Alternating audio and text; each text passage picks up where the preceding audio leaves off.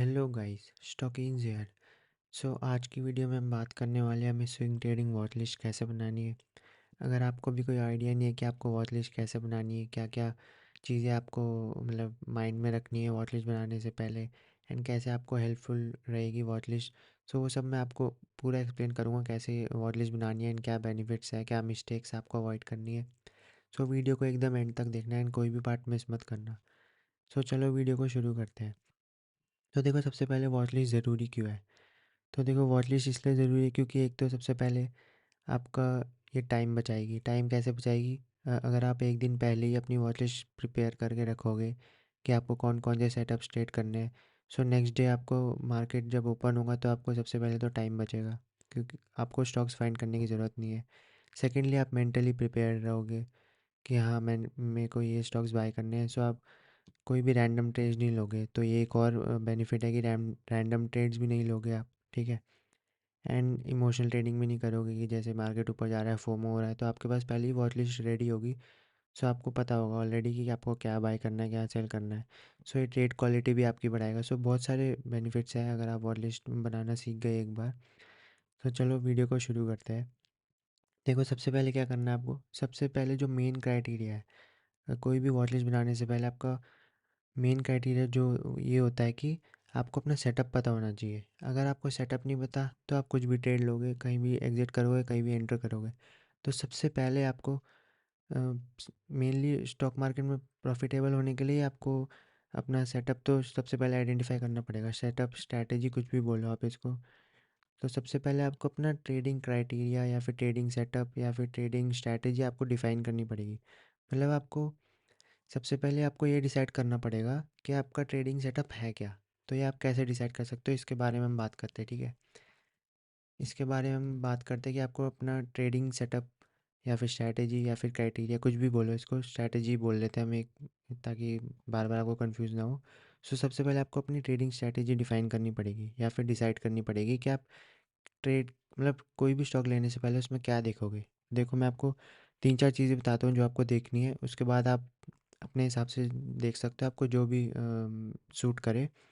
सबसे पहले तो आपको टाइम फ्रेम डिसाइड करना है। ठीक है। मैं यहाँ पे लिखते रहता हूँ। सबसे पहले हमें क्या करना है, डिफाइन योर स्ट्रैटेजी। ठीक है। इसका मैं साइज़ बढ़ा देता हूँ। तो सबसे पहले आपको अपनी स्ट्रैटेजी डिफाइन करनी है कि आप किस स्ट्रैटेजी पे ट्रेड लोगे, राइट। अगर आपके पास स्ट्रैटेजी नहीं होगी तो आप कुछ भी बाय करोगे, रैंडम ट्रेंड्स के रैंडम रिजल्ट्स ही होते हैं। सबसे पहले आपको ट्रेड, और आप वॉच लिस्ट भी नहीं बना पाओगे ऐसे, क्योंकि आपका कुछ सेटअप ही नहीं है, कुछ स्ट्रैटेजी नहीं है। तो आप वॉच लिस्ट में क्या सोच के स्टॉक्स को ऐड करोगे, बस ऊपर जा रहे हैं सोच के तो ऐड नहीं करोगे, राइट। सो एक हर चीज़ का एक प्रोसेस होता है। ठीक है। सबसे पहले आपको अपना टाइम फ्रेम डिसाइड करना है। मेनली तो सबसे पहले यही है कि आप डेली टाइम फ्रेम पे ट्रेड लोगे, 1 आवर पे ट्रेड लोगे, इंट्राडे करोगे। सबसे पहले आपको यही करना है, डिसाइड योर टाइम फ्रेम। ठीक है। TF मतलब टाइम फ्रेम। सबसे पहले अपना टाइम फ्रेम डिसाइड करो कि आपको, और क्योंकि हम ये वीडियो में स्विंग ट्रेडिंग वॉच लिस्ट कैसे बनानी है वही बात कर रहे हैं, तो अभी के लिए स्विंग ट्रेडिंग के लिए ही रखते हैं वीडियो। बाकी आप इंट्राडे कर रहे हो तो आप ये पूरे स्ट्रैटेजी के जो रूल्स है आप इंट्राडे वॉच लिस्ट के लिए भी रख सकते हो सेम। सबके लिए आपको सेटअप तो आपको पता होना ही चाहिए, आपका स्ट्रैटेजी तो आपको पता ही होनी चाहिए कि आप क्या करने वाले हो। ठीक है। सबसे पहले अपना टाइम फ्रेम डिसाइड किया, मान लो अपने डेली टाइम फ्रेम है, डेली टाइम फ्रेम में हम डेली टाइम फ्रेम पे कोई भी स्टॉक को देखेंगे एंड देन उसको अपनी वॉच लिस्ट में ऐड करेंगे। सेकंड, आप करो नेचर ऑफ स्टॉक ऐड करो उसमें। ठीक है। सब सेकंड आप क्या करोगे, नेचर ऑफ स्टॉक। नेचर का क्या मतलब होता है कि एक स्टॉक कैसा क्लीन मूव देता है। जैसे यहाँ पे देखो, ये स्टॉक ने कितना क्लीन मूव दिया है, आपको दिख रहा होगा, राइट। 3 से 4 लगातार अच्छी कैंडल बाइंग, देन थोड़ा सा स्टॉक नीचे आता है, EMA से सपोर्ट लेता है एंड देन वापस क्विक बाइंग आती है वॉल्यूम्स के साथ नीचे, आप वॉल्यूम भी देख सकते हो। ठीक है। सो ये हो गया आपका नेचर ऑफ स्टॉक, कि ये अच्छा मूव करता है ये स्टॉक, मतलब इसका नेचर अच्छा है, जब भी ये मूव करता है तो अच्छा मूव करता है। जैसे मैं आपको कोई और एग्जांपल देता हूँ जो ज़्यादा खास मूव नहीं देता। जैसे ये भी देखो, ये भी अच्छा मूव देता है, जब ऊपर जाता है अच्छी वॉल्यूम्स के साथ ऊपर जाता है। ठीक है। यहाँ पे ऊपर गया, देन नीचे आया, EMA से सपोर्ट लिया, EMA से सपोर्ट लिया वापस एंड देन वापस ऊपर गया। तो ये देखो, ये कितना क्लीन मूव है। यहाँ पे आप नीचे आया, देखो वॉल्यूम्स एकदम, वॉल्यूम्स नहीं आए स्टॉक में बिल्कुल भी, एंड देन वापस EMA से सपोर्ट लिया एंड देन क्लीन मूव दिया वापस। ठीक है। सो जो अच्छे स्टॉक्स होते हैं, उनका मतलब यही होता है, वो ऊपर जाता है अच्छी वॉल्यूम्स के साथ। तो एक क्राइटेरिया एक और ऐड कर सकते हो आप अपनी ट्रेडिंग स्ट्रैटेजी को डिफाइन करने के लिए, कि वॉल्यूम्स कैसी है वो स्टॉक में। जब ऊपर जा रहा है तो वॉल्यूम्स अच्छी आनी चाहिए, जब नीचे आ रहा है तो वॉल्यूम्स कम होनी चाहिए। सो उसमें कोई सेलिंग भी नहीं है। एंड जब नीचे आ रहा है ईएमए से सपोर्ट लेता है, एंड जो भी आपको अच्छे स्टॉक्स होंगे वो यही करेंगे, ऊपर जाएंगे गुड अच्छे वॉल्यूम्स के साथ, फिर नीचे आएंगे लो वॉल्यूम्स के साथ, देन ऊपर जाएंगे अच्छे वॉल्यूम्स के साथ, नीचे आएंगे एंड देन सपोर्ट लेंगे ईएमएस के थ्रू। ठीक है। जैसे इसका पास्ट में जाके भी देख सकते हो, जैसे आपका ये स्टॉक अभी आपको अच्छा लग रहा है तो आप इसके पास्ट में भी जाके देखो ये कैसा मूव करता है। सो आप पास्ट में भी देखोगे तो ये अच्छा मूव करता है, ऊपर गया देन ईएमए से सपोर्ट लिया, फिर ऊपर गया ईएमए से सपोर्ट लिया। सो ये इसका मतलब है कि ये स्टॉक का नेचर अच्छा है। जैसे अगर आप कोई, अब मैं आपको जो थर्ड स्टेप बताता हूँ उसको एग्जांपल के थ्रू बताऊँगा। ठीक है। दो स्टेप मैंने आपको बता दिए। सबसे पहले decide your time frame, then nature of stock. Third मैं आपको बताने वाला हूँ लिक्विडिटी क्राइटेरिया। लिक्विडिटी भी अपनी डिफाइन करो। लिक्विडिटी का क्या मतलब होता है कि कोई स्टॉक में कितनी लिक्विडिटी आ रही है, मतलब कितनी वॉल्यूम्स आ रही है, कितने शेयर्स ट्रेड हो रहे हैं उसकी डेली। सो उसके लिए मैं एक इंडिकेटर लगाता हूँ। अगर आपको इसका इंडिकेटर लिंक चाहिए तो मैं आपको भेज दूंगा। इसमें क्या होता है, इसमें सेटिंग्स में जाओगे आप तो 50 डे वॉल्यूम वैल्यू होती है, इसको आप ऑन कर सकते हो, 50 डे वॉल्यूम वैल्यू। सो मेरा ये लिक्विडिटी क्राइटेरिया है, जैसे इसमें तो बहुत ज़्यादा है क्योंकि एफ एन ओ नेम है ये। हम इसमें आ जाते हैं जैक्सन फार्मा में। सो इसमें देखो 9.6 सी आर की लिक्विडिटी है। सो मेरा लिक्विडिटी क्राइटेरिया है 10 सी आर का, मतलब 10 C R minimum and 10 to 20 C R मैं प्रेफर करता हूँ। मेनली इसका क्या मतलब है, 50 डे का एवरेज वॉल्यूम वैल्यू है ये, कि इतने शेयर्स, इतने रुपीज़ के शेयर्स ट्रेड होते हैं। ठीक है। सो ये 9 सी आर इसकी 50 डे वॉल्यूम वैल्यू है। सो मेरा लिक्विडिटी क्राइटेरिया 10 सी आर। आपका 5 सी आर हो सकता है, क्योंकि मेरी कैपिटल थोड़ी सी है, थोड़ी सी ज़्यादा है, तो मैं ज़्यादा क्राइटेरिया मतलब ज़्यादा लिक्विडिटी प्रेफर करता हूँ, क्योंकि वरना मुझे ही बाई सेलिंग में लिक्विड मतलब स्लिपेज आएगी। तो आपकी ट्रेडिंग कैपिटल कम है तो आप इसको कम रख सकते हो, 5 सी आर रख सकते हो। बट मैं सजेस्ट करूँगा इससे नीचे मत जाना, 5 सी आर से नीचे, क्योंकि फिर उसमें आपको इलिक्विड स्टॉक्स मिलेंगे। उसमें क्या होता है, स्टॉक का नेचर भी बेकार हो जाता है, क्योंकि स्टॉक्स में बड़ी वॉल्यूम नहीं आती तो स्टॉक ऊपर नीचे बहुत करता है, या फिर ऊपर भी मतलब क्लीन मूव नहीं देगा। जैसे ये देखो कितने क्लीन मूव्स दे रहा है, ईएमए से सपोर्ट लेता है फिर clean move clean move clean move. So ये अच्छे लिक्विडिटी वाले स्टॉक्स में ही आते हैं हमेशा, क्योंकि बड़े इंस्टीट्यूशन उन्हीं को बाय करेंगे, छोटे इलिक्विड स्टॉक्स में इंस्टीट्यूशंस बाय ही नहीं कर सकते, राइट। और बिग इंस्टीट्यूशंस ही अच्छा क्लीन मूव ला सकते हैं, हम रिटेलर नहीं ला सकते। सो आपको अपना लिक्विडिटी क्राइटेरिया भी डालना है उसमें। तो लिक्विडिटी क्राइटेरिया आपके हिसाब से आप इसको बस बैक टेस्ट करो, अपने चार्ट पे लगाओ और बस चार्ट्स को देखो, जो जो अच्छे सेटअप्स होते हैं उनमें लिक्विडिटी यहाँ पे देखो कितनी होती है। देन उसके हिसाब से आप अपना बना सकते हो। जैसे मैंने 10 सी आर बनाया, 10 to 20 सी आर। सो मैंने बहुत सारे चार्ट्स देख के बनाया कि अच्छे मूवर्स होते हैं वो अराउंड इस लिक्विडिटी उनमें मिनिमम होती ही है इतनी, 10 सी आर से 20 सी आर। सो आप इसमें एक लिक्विडिटी क्राइटेरिया ऐड कर लो। सो ये जो थे, ये आपके 3 स्टेप्स हो गए अपने स्ट्रैटेजी डिफाइन करने में। ठीक है। अब इसमें आप एक और चीज़ डाल सकते हो, कोई पैटर्न। जैसे इसमें आप पैटर्न डाल सकते हो, पैटर्न्स भी डाल सकते हो कि आपको कप एंड हैंडल ट्रेड करना पसंद है। ठीक है।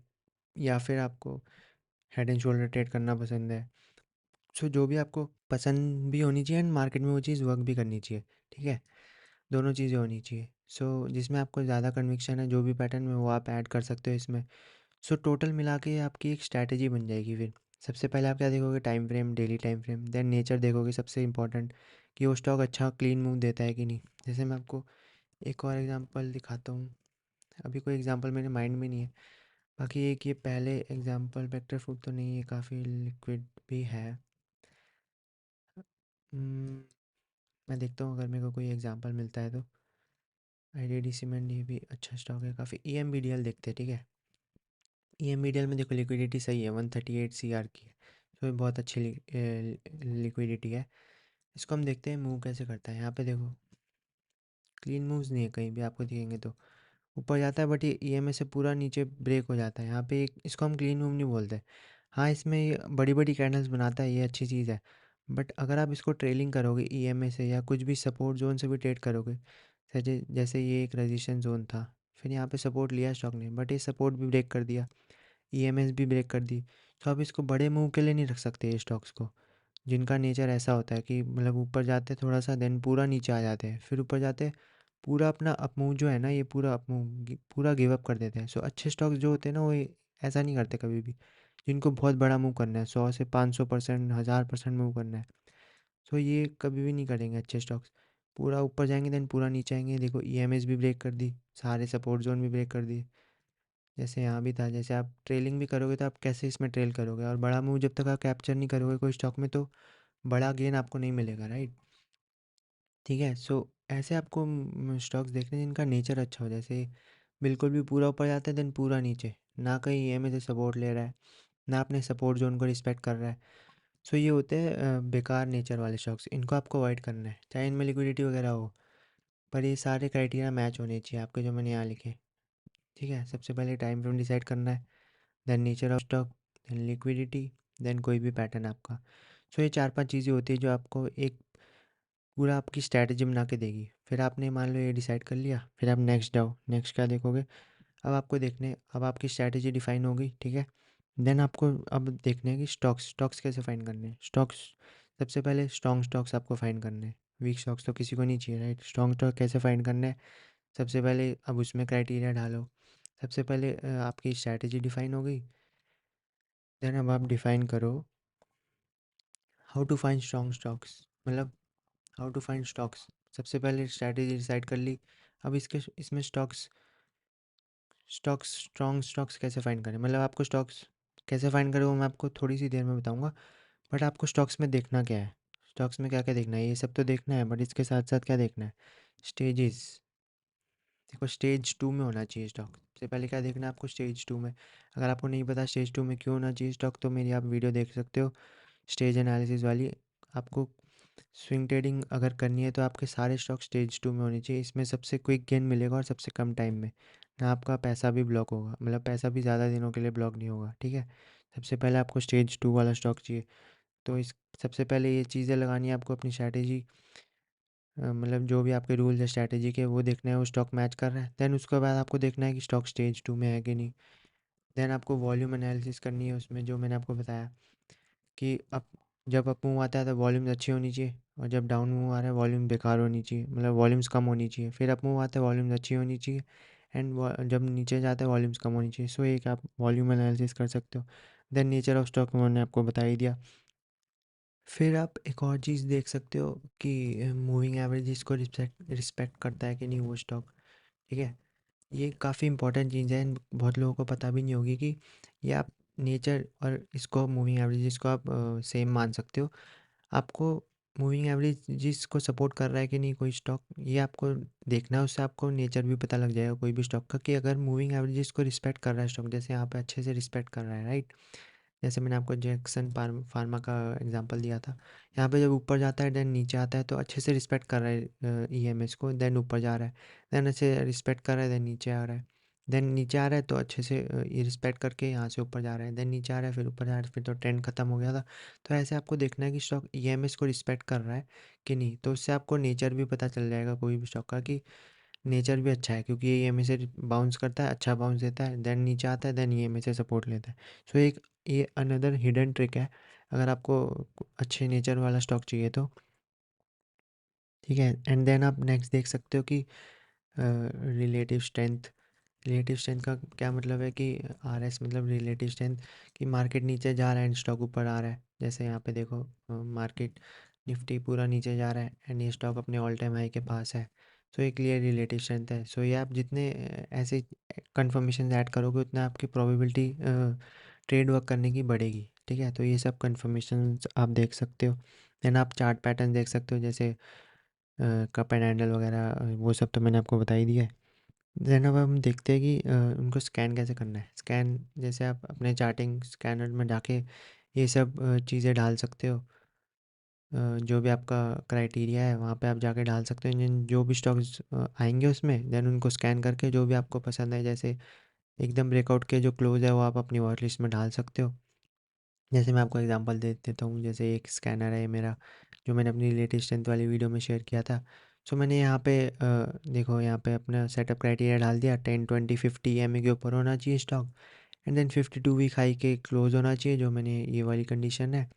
देन इसमें मैंने अपना लिक्विडिटी क्राइटेरिया भी डाल दिया कि 5 CR, जैसे मैंने यहाँ पे लिखा हुआ है 5 CR, इसको आप 10 CR कर सकते हो, 20 CR कर सकते हो।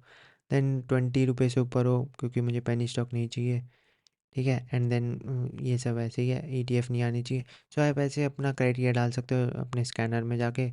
देन उसमें आपको जो भी स्टॉक्स आएंगे आप उनको स्कैन कर सकते हो। सो सिंपली आप अपने स्कैन करके अपनी वॉच लिस्ट में डाल सकते हो। इसमें हम स्कैनिंग पे ज़्यादा बात नहीं करेंगे क्योंकि ये वीडियो वॉच लिस्ट पे है।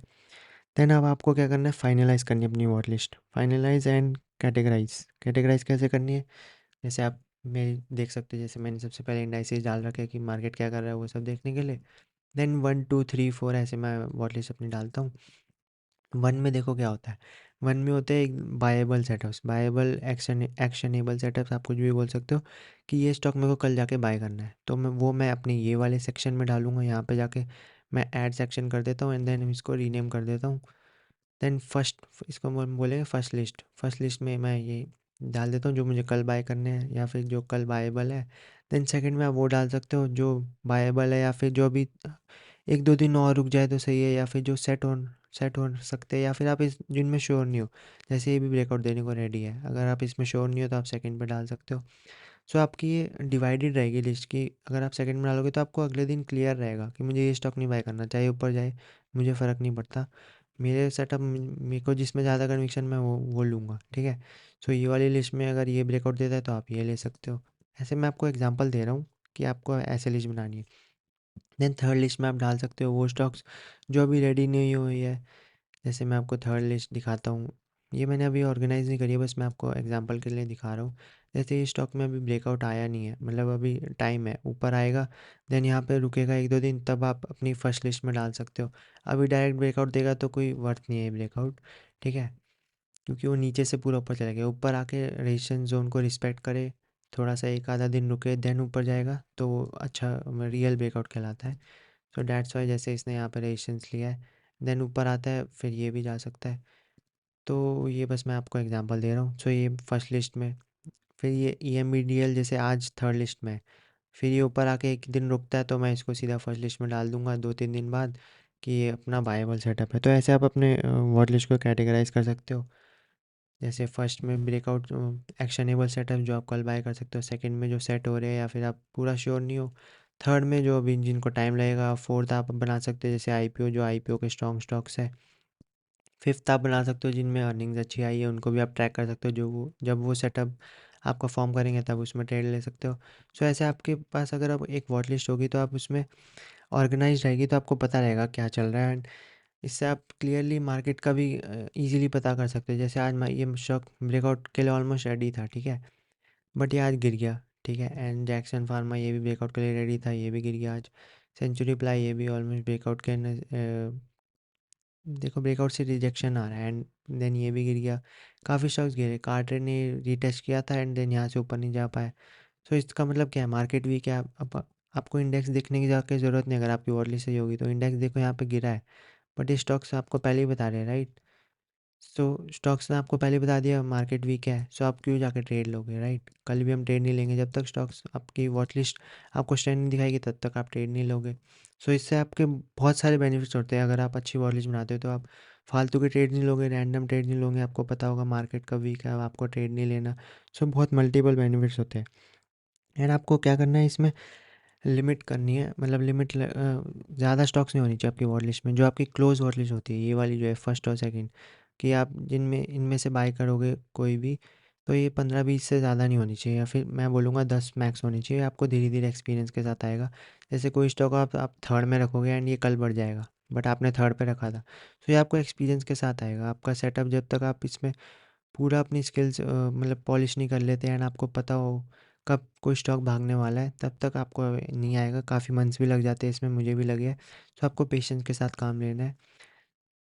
आपकी खुद आपके स्किल्स इंप्रूव होंगे धीरे धीरे। सब कोई भी बंदा पहले दिन नहीं सीखता, सब धीरे धीरे सीखते हैं क्योंकि वो रोज़ करते हैं। सो आपको रोज़ डेली करना है।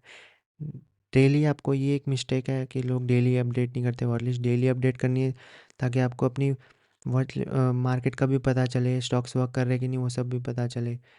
एंड डेली नहीं भी कर सकते तो वीकली तो ज़रूर करनी है।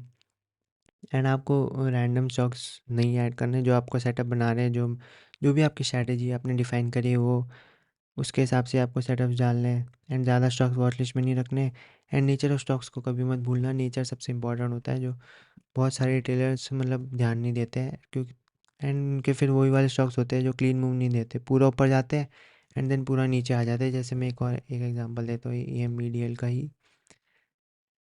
जैसे यहाँ पे देखो ये मीडियल ये स्टॉक है, ये ऊपर जाता है बट पूरा नीचे आ जाता है। जितना अप मूव देता है ये, मतलब जितना अप मूव देता है उतना अप मूव पूरा नीचे आ जाता है, फिर अप मूव पूरा उतना देता है उतना अप मूव नीचे दे देता है। सो ये अच्छे स्टॉक्स नहीं होते। जितने भी आप अपने 5 स्टॉक्स जाके स्टडी करोगे ना, जिन्होंने 1000 2000% रिटर्न दिए, 500% रिटर्न दिए, सो वो ये कभी भी नहीं करते। वो क्या करते हैं, वो हमेशा ऊपर जाते हैं देन कम वॉल्यूम के साथ नीचे आते हैं, ईएमए से सपोर्ट लेते हैं। ईएमएस नहीं तो अपने एटलीस्ट रेजिस्टेंस सपोर्ट जोन से सपोर्ट लेंगे। यहाँ देखो ये रेजिस्टेंस जोन था, देन यहाँ पे सपोर्ट भी लिया स्टॉक ने, देन नीचे ब्रेक हो गया। सो अब इसमें आप ट्रेलिंग भी नहीं कर सकते अच्छे से। अगर अगर आप ट्रेलिंग नहीं कर सकते एंड बड़ा मूव कैप्चर नहीं कर सकते कोई स्टॉक में, तो कोई मतलब नहीं है, क्योंकि जब तक बड़ा मूव नहीं कैप्चर करोगे बड़ा प्रॉफिट नहीं होगा। सो यहाँ पे देखो वापस सपोर्ट जोन था, ये भी ब्रेक हो गया, यहाँ जाके ये भी ब्रेक हो गया। ठीक है। सो इसमें ना तो ईएमएस रिस्पेक्ट हो रही है ना सपोर्ट जोन रिस्पेक्ट हो रहा है। सो ये स्टॉक का नेचर अच्छा नहीं है। अब ये ब्रेकआउट देगा तो भी शायद मैं इसको बाय ना करूँ या फिर कम क्वांटिटी से बाय करूँ। सो ऐसे आप ये सब चीज़ें देखोगे तो आपकी मल्टीपल बेनिफिट्स होंगे। सबसे पहले तो आप ट्रेड नहीं करोगे, ठीक है, ये एक बेनिफिट हो गया। तो मेन बेनिफिट तो यही है गया कि आप बेकार स्टॉक ट्रेड नहीं करोगे, राइट। सो लो, ये एक स्टॉक आपका वॉच लिस्ट से आउट हो गया। सो ऐसे आपको अपनी वॉच लिस्ट मेंटेन करनी है। जैसे ये स्टॉक बेकार है, इसका नेचर अच्छा नहीं है, इसको मैं हटा दूंगा वॉच लिस्ट से। अगर किसी और स्टॉक में वॉल्यूम की कमी है तो मैं उसको हटा दूंगा, लिक्विडिटी की कमी है उसको हटा दूंगा। सो ये क्राइटेरिया को जो मैच करेगा उन्हीं को मैं अपनी वॉच लिस्ट में रखूँगा। सो ऐसे ही आपको भी अपना क्राइटेरिया बनाना है। ये बस मैंने एग्जांपल के थ्रू बताया है। आपको जो सूट करेगा वो आपको एक्सपीरियंस के साथ आएगा कि आपको क्या सूट कर रहा है। फिर आपको पैटर्न देख सकते हो, मतलब जो भी आपको देखना है। जैसे मैं बाय करता हूँ रेजिस्टेंस के पास में, मतलब मैं रेजिस्टेंस के पास बाय करता हूँ, तो मैं वही स्टॉक सेटअप्स रखता हूँ अपनी वॉलेट में जो एकदम रेजिस्टेंस के क्लोज हो एंड 52 वीक हाई के क्लोज हो। सो अब ये स्टॉक नीचे है, यहाँ पे मैं इस पॉइंट पे अपनी वॉच लिस्ट में ऐड नहीं करूँगा, यहाँ जाके कहीं ऐड करूँगा अपनी वॉच लिस्ट में जब ये अपने ऑल टाइम हाई के पास है। जैसे अभी ये ऑल टाइम हाई के पास है तो मैंने अपनी वॉच लिस्ट में ऐड कर दिया। कोई स्टॉक बिल्कुल नीचे होगा मैं उसको वॉच लिस्ट से हटा दूंगा। सो ऐसे आपके ये आपके क्राइटेरिया जो मैच करेंगे बस आपको उनको ही अपनी वॉच लिस्ट में रखना है। तो सबसे पहले आपको अपनी स्ट्रैटेजी डिफाइन करनी पड़ेगी, तभी आप अपनी वॉच लिस्ट बना सकते हो, ठीक है। सो यही वीडियो थी वॉच लिस्ट के ऊपर। अगर आपको कोई भी डाउट हो तो आप कमेंट सेक्शन में पूछ सकते हो। अगर आपको ये वीडियो पसंद आई हो तो लाइक शेयर सब्सक्राइब करना एंड अपनी trade friends and trading community के साथ शेयर करना। So that's it for today. Thank you so much.